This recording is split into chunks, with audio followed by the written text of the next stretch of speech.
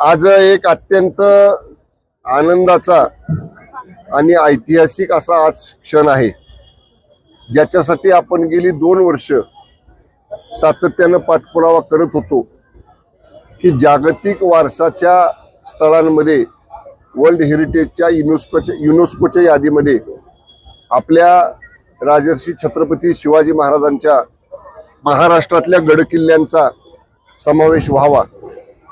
सांस्कृतिक कार्य विभागानं याच्यासाठी खूप प्रयत्न केले। माननीय मुख्यमंत्री देवेंद्रजी फडणवीस साहेब, माननीय उपमुख्यमंत्री शिंदे साहेब, माननीय उपमुख्यमंत्री दादा या सगळ्यांचा केंद्र सरकारकडे पाठपुरावा होता आणि परदेशातल्या इतर देशांच्या बरोबर समन्वय साधणं आणि युनेस्कोच्या बैठकीमध्ये त्या सगळ्या देशांनी या भारताच्या प्रस्तावाला पाठिंबा देणं, याच्यासाठी राजनैतिक स्तरावर सुद्धा राज्य सरकारनं केंद्र सरकारनं खूप प्रयत्न केले आणि त्याला यश आलं।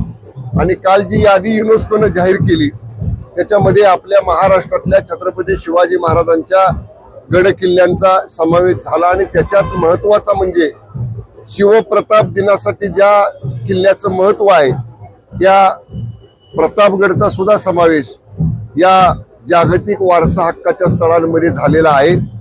मी सर्वप्रथम याच्याबद्दल जिल्हावासियांच्या वतीनं मनपूर्वक आम्ही आनंद व्यक्त करतो आणि प्रतापगड आता देशाच्या नकाशावर छत्रपती शिवाजी महाराजांच्या इतिहासाचं एक जागतं ज्वलंत उदाहरण म्हणून आंतरराष्ट्रीय पर्यटकांच्या सुद्धा आकर्षणाचं केंद्र ठरणार आहे।